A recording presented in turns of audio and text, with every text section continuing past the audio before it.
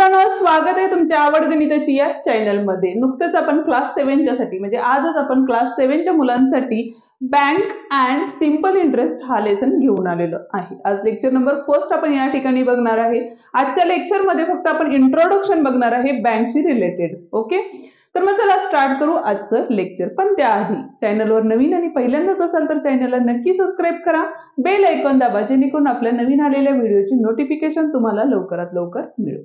त्याच पद्धतीने आपण क्लास 7 चे बाकीचेही लेसन आपल्या चॅनलवरती अपलोड केलेले आहेत, तेही तुम्हाला बघायचे असतील तर त्याची ही लिंक आपण डिस्क्रिप्शन मध्ये दिलेली आहे, ती तुम्ही बघू शकता। ठीक आहे, आता बँकशी रिलेटेड असणारा पहिला आणि मेन महत्त्वाचा पॉइंट कुठला आहे तर तो आहे डिफरंट टाइप्स ऑफ अकाउंट। ठीक आहे, आता बँकेत अकाउंट्स असतात। आता करंट अकाउंट असतं, सेव्हिंग अकाउंट असतं, रिकरिंग अकाउंट असतं आणि फिक्स्ड डिपॉझिट अकाउंट असतं। ते म्हणजे काय हे आधी बघून घेऊया। आता फर्स्ट पॉइंट आहे आपला करंट अकाउंट। करंट अकाउंट म्हणजे काय तर फर्स्ट आपण बुक्स मधली डेफिनेशन रीड करूया आणि त्याच्यानंतर आपण एक्सप्लेन करूया। ठीक आहे, फर्स्ट बघा, a current account is mainly for a traders and those dealing in a money on a daily basis and account holder can deposit or withdraw money any number of times in a day।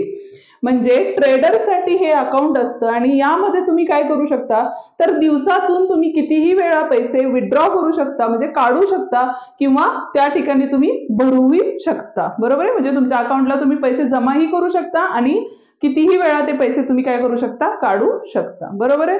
आणि दुसरी गोष्ट बघा, the bank issue म्हणजे bank काय देते बघा, अशा वेळेला तुम्ही ज्या वेळेला करंट अकाउंट काढता त्यावेळेला तुम्हाला बँक काय करते, passbook for this account and also chequebook for on your demand. म्हणजे तुम्हाला पासबुक पण दिलं जातं आणि त्याच्याच बरोबर जर तुम्हाला हवे असेल तर म्हणजे तुमच्या डिमांड नुसार तुम्हाला चेकबुक पण दिले जाते। ठीक आहे, The bank does not pay any interest on the money in this type of account आणि या अकाउंट वरती बँक तुम्हाला कोणत्याही प्रकारचा इंटरेस्ट देत नाही। ठीक आहे, आणि काय सांगितलेलं आहे, मनी कॅन ऑल्सो विथड्रॉ और डिपॉझिटेड बाय चेक। म्हणजे तुम्ही जसे पैसे काढू आणि हे करू शकता ते कशाने करू शकता, चेकनेही करू शकता। ठीक आहे, हा होता आपला करंट अकाउंट। सेकंड नंबर आहे आपला सेव्हिंग अकाउंट। सेव्हिंग अकाउंट मध्ये काय सांगितलेलं आहे बघा आपल्याला, A person can deposit a minimum amount and open a saving account। म्हणजे एक ठराविक बँका असतात, त्या ठराविक बँकाचे एक रूल्स असतात। म्हणजे तुम्ही 1000 रुपीज जर पेड केले आणि तर तुम्ही काय करू शकता, तिथं सेव्हिंग अकाउंट काढू शकता। म्हणजे त्यांची जी ठरलेली अमाऊंट आहे बँकेची ती तिथं तुम्हाला भरावी लागते। ठीक आहे, त्याच पद्धतीने काय सांगितले, in some banks no minimum amount is required for opening and account. काही बँका अशाही आहेत ज्यामध्ये तुम्हाला एकही रुपया न भरता तुम्ही तिथं सेव्हिंग अकाउंट काढू शकता।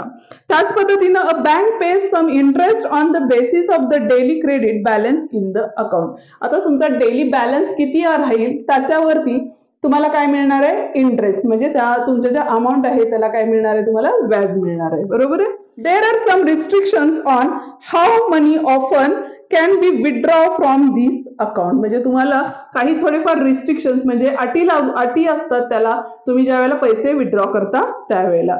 For this account to the bank issues a passbook and on demand a chequebook. म्हणजे तुम्ही जर अकाउंट ओपन केलं असेल तर तुम्हाला ती बँक काय करते, पासबुक देते आणि त्याच्याबरोबर तुम्हाला जर हवे असेल तर तुम्हाला चेकबुक पण दिलं जातं। ओके, आता बघा करंट अकाउंट मध्ये काय होतं तर तुम्ही रोजच्या रोज कितीही पैसे जमा करू शकता आणि काढूही शकता। त्याच पद्धतीनं सेव्हिंग अकाउंट मध्ये काय होतं तर तुम्ही अकाउंट काढायचं आहे पण तिथे तुम्हाला थोडेफार रिस्ट्रिक्शन्स आहेत, पैसे काढण्याबद्दल आणि भरण्याबद्दल नाहीये पण काढण्याबद्दल आहेत। बरोबर, त्याच पद्धतीनं करंट अकाउंट मध्ये तुम्हाला कोणताही व्याज म्हणजे इंटरेस्ट मिळणार नाहीये। तुमच्या ज्या अकाउंटवर पैसे असणार आहेत त्याला काहीही इंटरेस्ट मिळणार नाही, पण सेव्हिंग अकाउंटवरचे जे पैसे आहेत त्याला तुम्हाला डेली बेसिस वरती काय मिळणार आहे तर इंटरेस्ट मिळणार आहे। ठीक आहे, आता थर्ड पॉइंट आहे आपला रिकरिंग डिपॉझिट अकाउंट। ओके, आता बघा यामध्ये फर्स्ट रीड करून घेऊया आपण।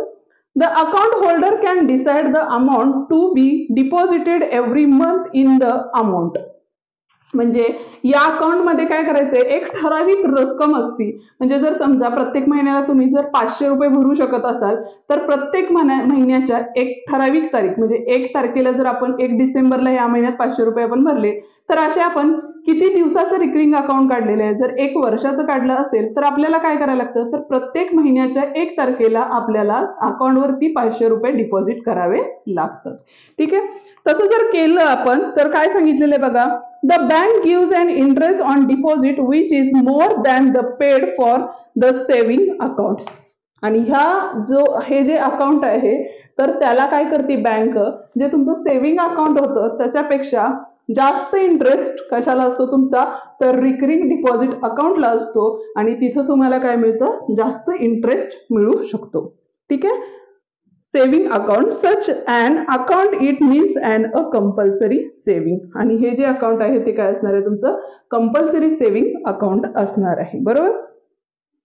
Often it is a convenient to have a joint account for say husband and wife or guardian and wards etc. Besides account of business partners, housing societies, trusts of the voluntary agencies etc. are required to be operating more than one person. म्हणजे ज्या वेळेला तुम्ही joint account काढून recurring account काढता त्यावेळेला जर husband and wife असेल तर त्यावेळेला ते दोघंही तिथं अकाउंट होल्ड करू शकतात. म्हणजे दोघंजणही ते अकाउंट काय करू शकतात, हँडल करू शकतात. ओके. आता नेक्स्ट पॉइंट आहे आपला फिक्स्ड डिपॉझिट. ठीक आहे. आता फिक्स्ड डिपॉझिट म्हणजे काय बघा, a depositor deposits a certain amount for fixed period in the bank. म्हणजे एक ठराविक रक्कम आपण ठराविक काळासाठी काय करतो, बँकेमध्ये ठेवतो. म्हणजे जर समजा आपल्याकडे 10,000 रुपीज आहेत आणि ते आपण काय केले 5 इयर्ससाठी किंवा 4 इयर्ससाठी ठेवले, तर त्यावर काय होतं बघा, this deposit attracts a greater rate of interest than the saving account.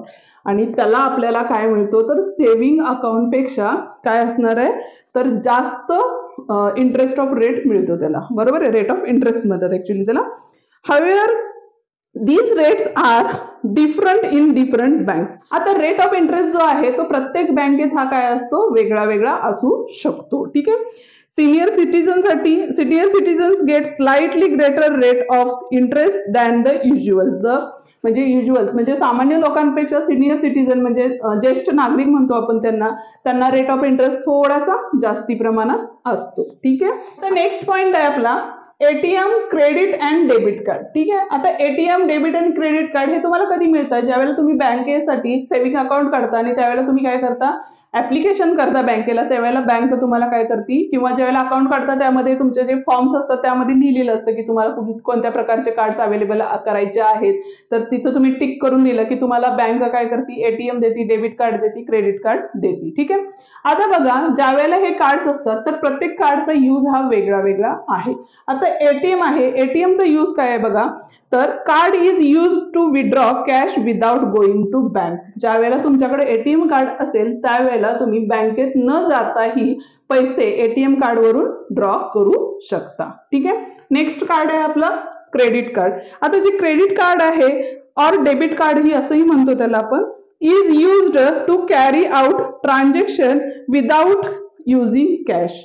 Debit card credit कार्डचा यूज काय करू शकतो आपण, तर ट्रान्झॅक्शन करू शकतो. कसे करणार आहे, विदाउट युजिंग कॅश. म्हणजे जर आपल्याकडे कॅश नसेल तर ते दोन्ही कार्ड यूज करून आपण कॅश काय करू शकतो, आपल्या अकाउंटवरची कॅश दुसऱ्याच्या अकाउंटवरती ट्रान्सफर करू शकतो.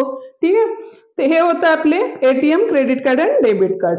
Account holder can get such a card on a request to the bank. म्हणजे जसं तुम्हाला म्हणलं, जर तुम्ही बँकेला रिक्वेस्ट केली आणि किंवा त्यांचे जे काही ऍप्लिकेशन किंवा फॉर्म असतील ते जर भरून दिले तर तुम्हाला काय करते बँक, क्रेडिट कार्ड आणि डेबिट कार्ड देऊ शकते. ठीक आहे. त्या पद्धतीने एटीएम कार्ड ही देऊ शकते.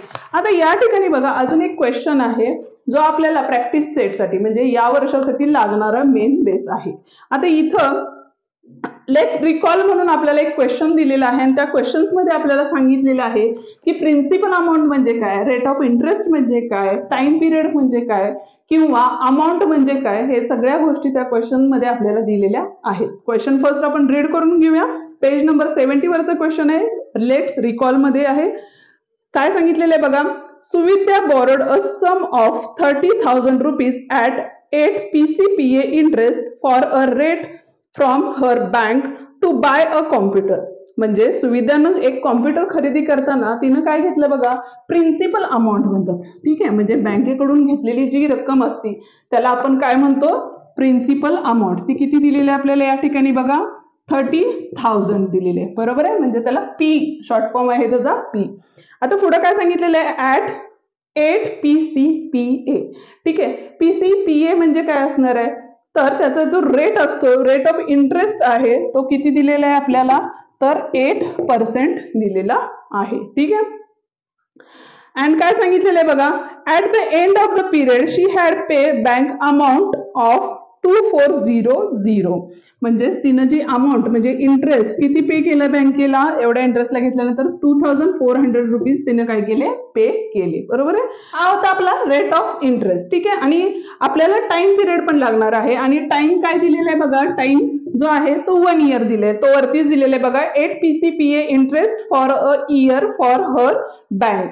1 इयर, अ इयर म्हणजे काय झाले, 1 इयर झाले. बरोबर आहे, आता यामध्ये बघा खाली देताना best information fill in the blanks दिलेले आहेत. म्हणजे पहिली जी आहे ते प्रिन्सिपल अमाऊंट आहे, ती आहे आपली 30,000. ओके, रेट ऑफ इंटरेस्ट जो आहे तो किती आहे आपला, 8% आहे, आणि इंटरेस्ट किती दिलेला आहे तुम्हाला, 2400 दिलेला आहे, आणि टाइम किती आहे आपला, 1 दिलेला आहे. आता जर टोटल अमाऊंट तिनं बँकेला किती पे केली हे जर आपल्याला काढायचं असेल तर A is equals to principal plus काय असतो आपला, तर इंटरेस्ट असतो. ठीक आहे, म्हणजेच बघा प्रिन्सिपल किती होता आपला, तर 30,000 प्लस इंटरेस्ट किती होता, 2400. ऍडिशन केली 0 0 4 2 आणि इथं आले 3, 32,400 ही काय झाली, टोटल अमाऊंट तिनं काय केली, बँकेला रिटर्न मध्ये केलेली आहे. क्वेश्चन काय होता, तर बँकेकडून तिनं काय घेतलं, तर एक कॉम्प्युटर तिला विकत घ्यायचा होता, त्यांना त्यासाठी तिनं 30,000 रुपये बँकेकडून घेतले. ते 30,000 म्हणजेच ते आपली काय असणार आहे, प्रिन्सिपल अमाऊंट असणार आहे. बरोबर आहे,